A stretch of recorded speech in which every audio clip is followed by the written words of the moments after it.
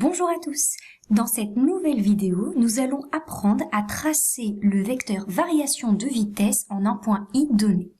De manière générale, en physique, le symbole delta majuscule ici, ça signifie après moins avant.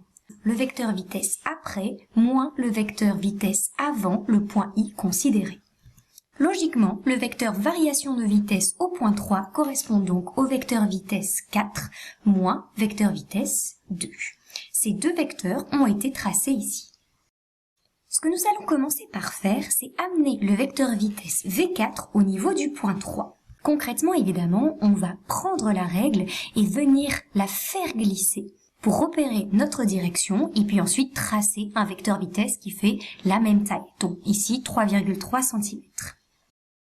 Une fois que c'est fait, il faut maintenant apporter le vecteur vitesse moins V2 à l'extrémité de la flèche que nous venons de tracer pour avoir V4 moins V2.